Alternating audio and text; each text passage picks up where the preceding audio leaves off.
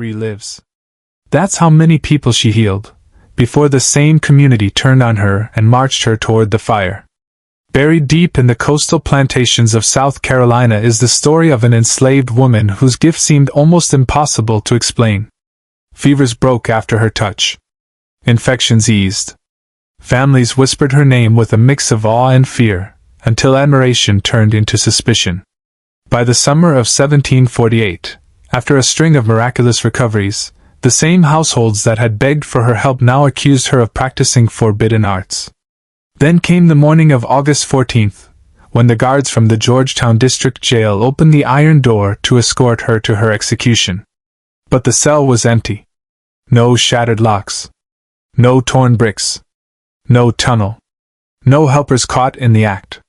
Just absence, cold, absolute, and impossible. The woman who was supposed to burn had simply vanished. Magistrates ordered the incident erased from official records. And for nearly 3 centuries, her story stayed sealed away in private journals and church archives, until fragments of the truth survived.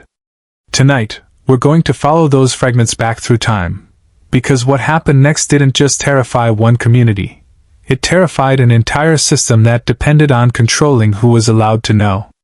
But first, step back to the beginning. A plantation built on knowledge and fear.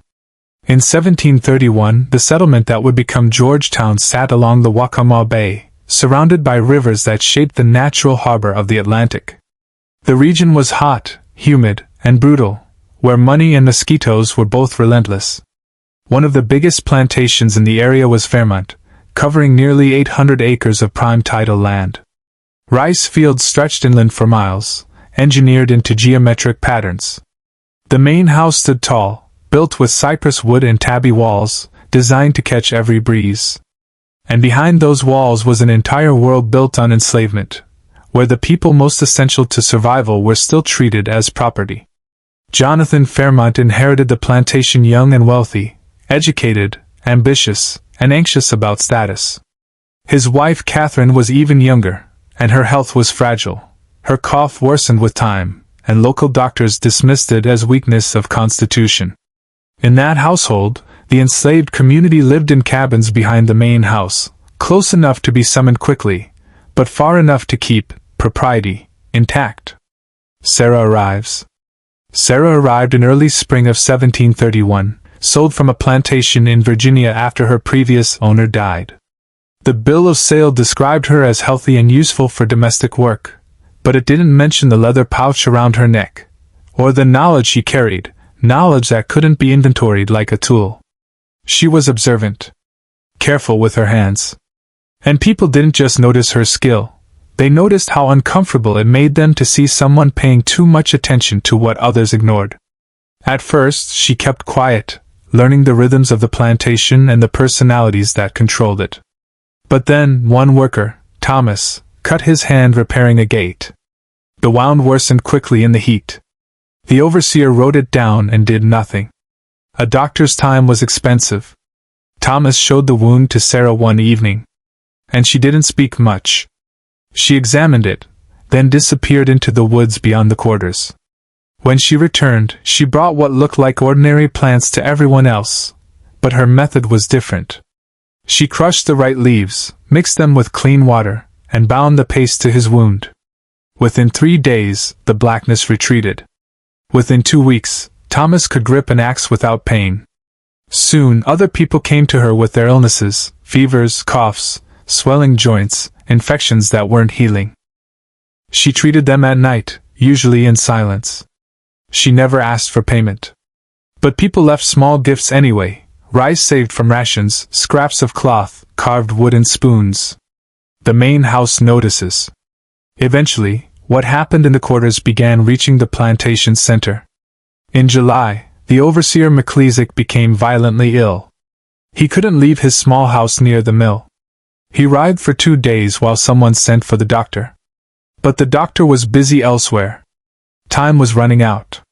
Sarah was brought in. She examined McCleasick and concluded the symptoms matched something he'd eaten combined with brackish well water from the rice fields. She prepared a tea from specific bark and roots, then gave it in measured doses. 4 days later, McLeesick was back on his horse, shouting orders again. Even Jonathan Fairmont noted it in his ledger. Soon after, Catherine's cough worsened. The Georgetown physician, Dr. Hayes, prescribed bleeding and purging, then a costly tonic that did nothing. Catherine grew thinner, her breathing worse, and blood-filled handkerchiefs became part of the household routine. At that point, Catherine's life depended on a decision everyone had been quietly avoiding, whether to allow the enslaved healer to treat her. Sarah insisted Catherine needed something more than purges. She needed air. Windows open. A change in routine, outside time, river air, carefully prepared remedies. Hayes called it dangerous superstition. But Catherine was already failing, and Jonathan, desperate, let Sarah continue. 3 weeks later, Catherine walked downstairs to dinner. 4 weeks later, her cough eased to occasional clearing. 6 weeks later, she asked for her sewing basket, proof she had regained strength. The story spread fast. Other plantation families began sending for Sarah too, always with permissions negotiated between owners. And yet, the enslaved community understood something everyone else pretended not to: being valuable could also be a threat.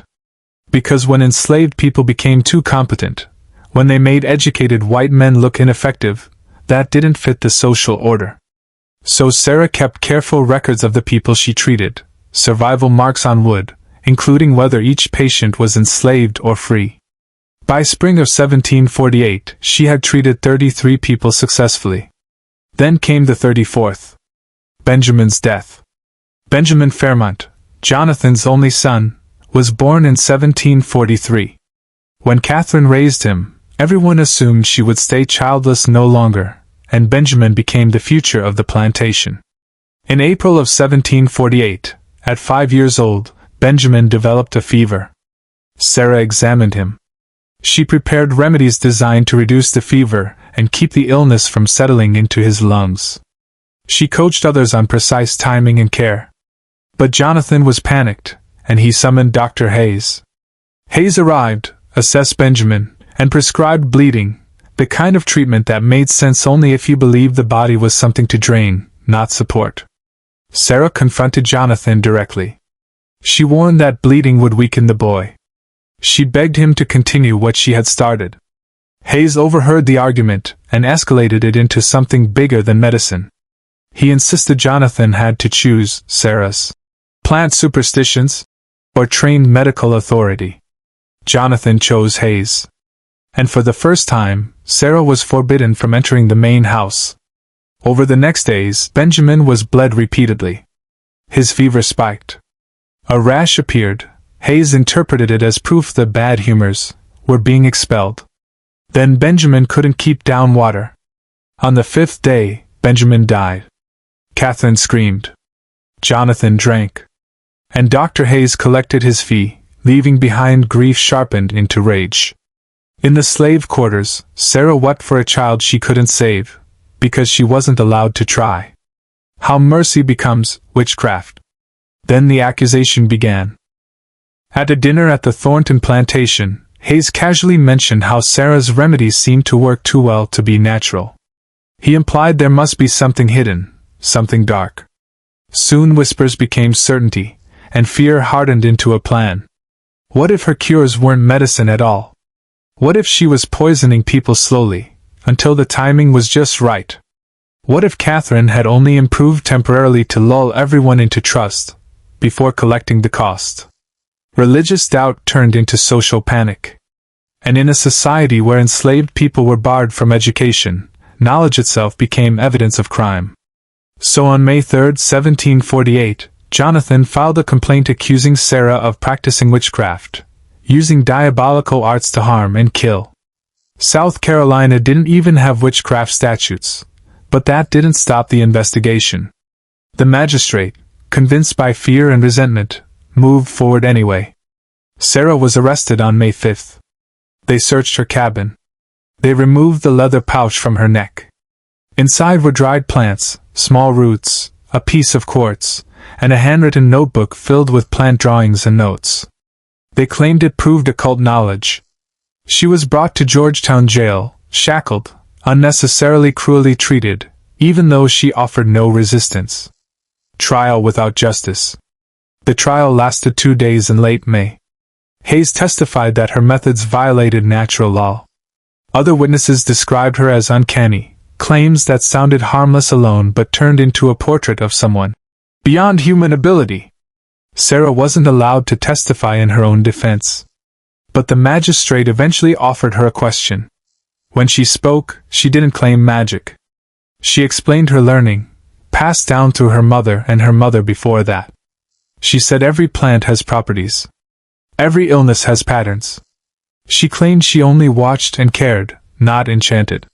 When asked how she predicted outcomes for others, she answered bluntly. Doctors were bleeding people when they needed fluids. They were closing windows when patients needed air. They treated theories instead of watching what was real. The verdict came quickly. Sarah was found guilty of witchcraft and sentenced to die by burning, executed at dawn on June 1st. The locked cell that couldn't be beaten. By that point, the community had already decided what the truth had to be. If the jail door opened, it had to be fate or supernatural power. But then something happened that made the story even stranger. Sarah's jailkeeper was Hosea Jenkins. He was not known for cruelty, just for doing his job. He brought her food. He rarely spoke. He kept watch. And then, the night before the execution, May 31st, something unsettled him. Sarah told Jenkins a detail about his 11-year-old daughter Martha. The headaches were treatable, but only if given the right remedy at the right moment. Jenkins didn't want to believe her. But when he tried her advice, Martha's pain eased within an hour, and by afternoon, she was back up and playing. That night, Jenkins made his decision. He unlocked her cell while pretending to review ledgers in another room. Then he gave her supplies and directions. Go north, away from plantations and away from people who would hunt her for being too knowledgeable. Sarah didn't vanish through magic. She walked out. At midnight on June 1st, she left the jail. At dawn, at about 5:47 a.m., Jenkins came to escort her to the stake. And the cell was empty. No broken locks. The door had been opened with a key. The window remained secure. No tunnel. No escape route carved into brick. The impossible became the only explanation everyone was willing to accept: witchcraft. The search and the consequences. Search parties went into the woods. Bounty hunters came from Charleston. 2 weeks passed with no proof she'd escaped by ordinary means. Meanwhile, at Fairmont, misfortune began circling the plantation like a shadow. The rice harvest failed in one section. Barn fires destroyed seed stock. Tools broke, fences collapsed, horses fell lame. Nothing could be proven, but it all looked like retaliation. Not loud rebellion. Not violence. Just a deliberate refusal to thrive on a system that had tried to destroy someone more skilled than its owners wanted to admit. Dr. Hayes published an account of Sarah's escape and witchcraft. But educated readers mocked it. Some even suggested his medical practice was the real danger. And over time, Sarah's case did something strange. It pushed witchcraft accusations to decline, because people began realizing the practical problems with such prosecutions. If accused witches could escape in impossible ways, then what were the trials for? And if human help could enable escape, then the social consensus wasn't as solid as it pretended. The confession after decades. Her real ending wasn't known for almost 30 years. It surfaced in 1779 when Hosea Jenkins, dying of fever, made a deathbed confession. He told his pastor she wasn't taken away by magic. He unlocked the door. He pretended not to notice. She walked out. But Jenkins revealed even more. A free black woman named Phyllis Rutherford had been visiting Sarah, through scripture readings offered as proper charity. But within those readings, she embedded information, escape routes, safe houses, names, warnings. Sarah wasn't just saved by one man's conscience. She was supported by a network that understood when law stopped protecting people and started protecting power. Sarah becomes Rachel in the back country. After escaping, Sarah reportedly traveled through Cherokee trading paths. Over time, she became known as Rachel, sometimes said to have worked among Cherokee communities and settlers, treating everyone who came to her with respect. Oral histories later described her as a tall healer with careful hands, observant eyes, and a kind of competence that didn't require permission. For years, from roughly 1748 to the early 1750s, she lived among the Cherokee, trading knowledge and learning techniques that her hosts respected. She later reportedly married a mixed-race trader named William Crawford, and after his death, she continued as an independent practitioner.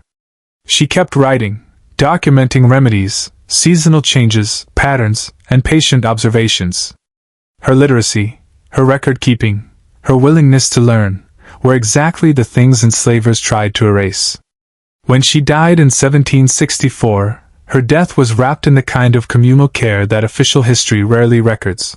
A large gathering across races, where people wept together at her grave. Legacy, not just escape, impact.